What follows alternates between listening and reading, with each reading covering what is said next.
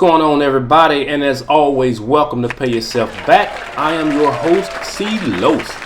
So let's talk a little bit about what it's like owning a 2010 Jaguar XF. But before I start, guys, I want to make it very clear that I'm giving my personal experience of owning this car. And understand that what has been my experience may not have necessarily been yours for whatever reason. So I bought this car from Jaguar of Tacoma in Tacoma, Washington as a certified pre-owned vehicle with around 32,000 miles on it. Now, although I now reside in Florida, this car was born and raised in the Pacific Northwest. Go Hawks! So just a little background about this car, guys. It has a 5-liter natural aspirated V8 with around 385 horsepower, and it is surprisingly quick for a big 4,000-pound sedan. Make no mistake about it.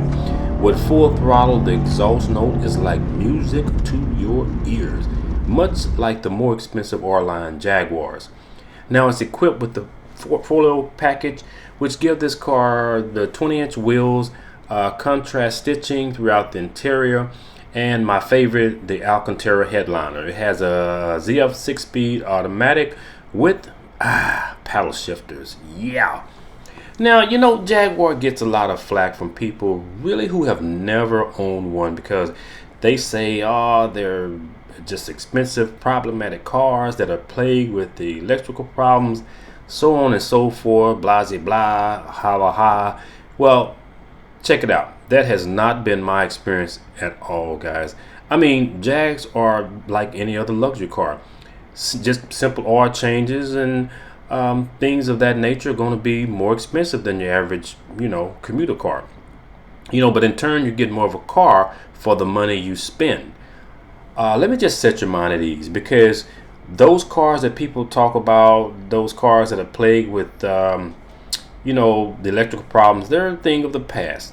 I have around 61,000-ish miles on this car, and with the exception of just normal maintenance like changing the oil, I think I replaced the battery, and I also did the front and rear brakes. Other than that, guys, I haven't had any real problems with this car at all. It's a head turner. I get a lot of compliments on this car, and it is really a gorgeous car. The reason why I bought my Jaguar from a certified Jaguar dealer is because in most cases, whether it's a Lexus, BMW, or Mercedes-Benz, buying them from their own certified dealership as a certified pre-owned vehicle, I can't stress that enough. It kind of gives you more of a peace of mind. Now, with that being said, I've noticed that with a lot of European cars versus Japanese cars like Lexus, there are going to be some quirks. For example, with this car, the roof, it squeaks and it creaks over bumps from time to time, not all the time. For the 2009-2010 XF, the glove box touch button works sometimes and sometimes it doesn't. Now, fuel economy. This car is very thirsty. I think that's probably the reason why they went with the V6 supercharged versus the V8. Now, they do still have the R-Line V8 supercharged with the 510 horsepower engine, which is a beast. But I think they went with the V6 supercharged for fuel economy. But nevertheless, even with the supercharged V6, the V8 is faster. You guys that are car enthusiasts know, you heard that saying, there's no replacement for displacement. Well, in this case, it's the truth. Oh yeah, and the infotainment is not the greatest. I mean, there's no secret about that. You have to go into the menu for just about everything you need, and sometimes that's a pain. However, there are some cool and pretty unique things about this car. One is the iconic gear shifter, which unfortunately was copied by some other vehicles, not calling any names.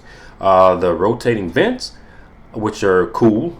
The touch map lights, and last but not least, again, the paddle shifter, which I use all the time. And in sport mode, I'm out of there.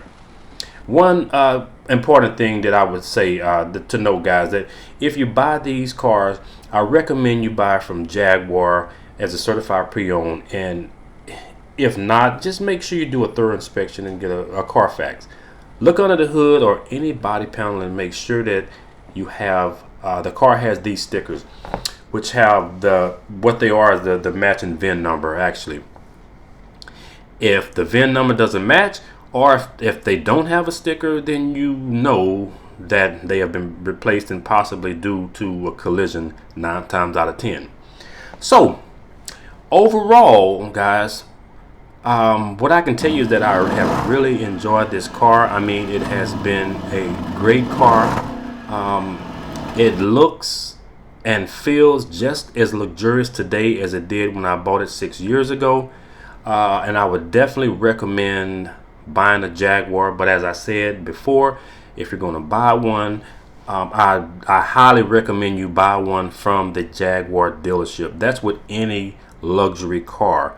Buy one that is certified from the dealership, because when you buy a Mercedes from a Ford dealer, you know, you're not going to get the same type of treatment. They're not going to go through the same type of inspection that they would from the car's actual certified dealership. So I would just say I would recommend buying Jaguar. I love this car still today. It turns a lot of head. It can get out there and compete and keep up with just about any car that is in the same class. It is still relevant to this day. So I like the car. So I just want to give you guys my little spiel and my little experience of owning this car. And if you have any questions, just leave me a comment. If you want to know anything else, maybe that I didn't mention, just again, leave me a comment. Thanks for watching. I really appreciate it, guys. And with that being said, be well, my friend. C-Los out, baby.